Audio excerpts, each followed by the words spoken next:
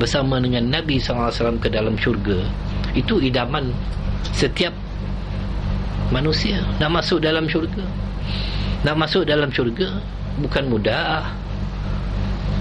Ada syarat-syarat tertentunya, dengan mengikut apa yang telah diperintahkan oleh Allah Subhanahu Wa Taala, dengan meninggalkan segala larangannya, dengan mengikut apa yang telah disunnahkan oleh Nabi sallallahu alaihi wasallam, dengan meninggalkan apa yang tidak digemari oleh baginda Nabi sallallahu alaihi wasallam. Adapun nak masuk neraka mudah. Tak payah semayang, tak payah puasa. Kita boleh lakukan apa yang kita nak lakukan mengikut kehendak kita, hawa nafsu kita. Buatlah. Itu mudah nak masuk neraka. Paling mudah sekali masuk dalam neraka. Itu mudah.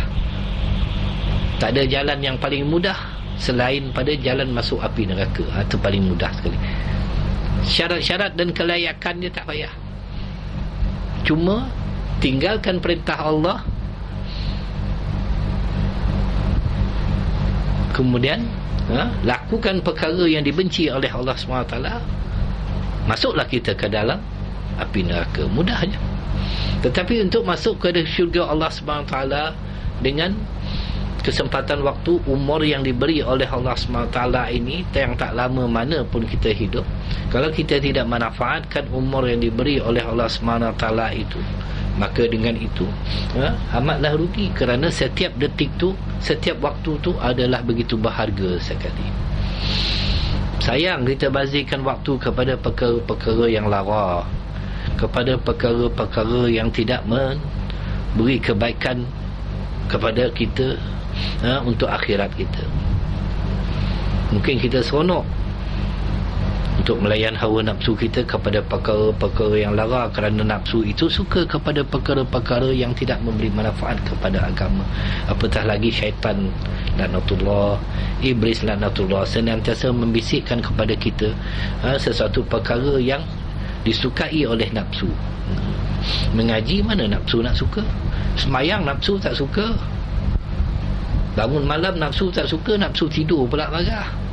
Bangun malam untuk kita solat tahajud, solat witir, solat taubat, beristighfar, bermunajat kepada Allah SWT, nafsu tak suka. Nafsu suka kita ketawa banyak-banyak, happy go lucky, itu nafsu suka. Jangan fikirkan masalah, itu nafsu suka. Kerana orang yang tidak memikirkan hidup selepas mati inilah yang akan dicampakkan oleh Allah SWT ke dalam api neraka. Dia fikir hidup dia saja, kemudian mati. Dia kata hidup selepas mati itu yang perjalanannya ribuan tahun, yang menyebabkan kita lemas di dalam kubur, kita diazab di dalam kubur, kita tidak selamat dalam perjalanan menuju ke akhirat. Apatah lagi untuk bertemu baginda Nabi SAW. Nabi sendiri pun tak berkenan untuk bertemu dengan kita. Jadi mana mungkin untuk kita mendapatkan syurga Allah SWT? Mudah sangat kan nak masuk syurga? Allah SWT bagi kita dua saja, syurga atau neraka, pahala atau dosa. Pilihlah salah satu. Kalau kita pilih dosa, maka senang kita masuk neraka. Kalau kita mencari pahala ganjaran yang dijanjikan oleh Allah Subhanahu Wa Taala, maka ia akan menjadi mudah untuk kita mendapatkan syurga Allah Subhanahu Wa Taala. Tetapi untuk mendapatkan syurga Allah Subhanahu Wa Taala itu perlu kita berusaha, dengan kita bermujahadah mengaji, dengan kita membuang segala kesukaan yang disukai oleh nafsu itu, dengan kita mengorbankan perkara-perkara yang tidak memberi kebaikan kepada agama kita. Perlukan kepada pengorbanan untuk mendapatkan sesuatu.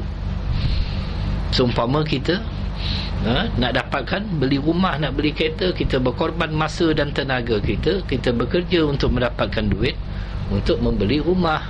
Kita himpun duit kita, kita bekerja siang dan malam nak himpun duit, nak beli rumah, nak beli kereta, nak kahwin, begitu juga.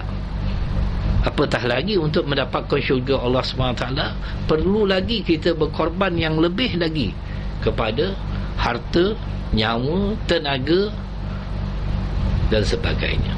Maka dengan itu baru kita dapat syurga Allah SWT. Kalau tak ada pengorbanan, tak dapat kejayaan. Nak berjaya di dalam peperiksaan, maka kita berkorban dengan baca buku, mentalaah buku, kita pergi tuition, kita pergi kelas tambahan, kita buat rujukan sana, rujukan sini. Itu untuk berjaya di dalam peperiksaan. Tetapi untuk berjaya, untuk mendapatkan syurga Allah SWT, perlu juga kepada pengorbanan. Jadi kalau tak nak berkorban untuk mendapatkan syurga Allah SWT, maka kita gagal.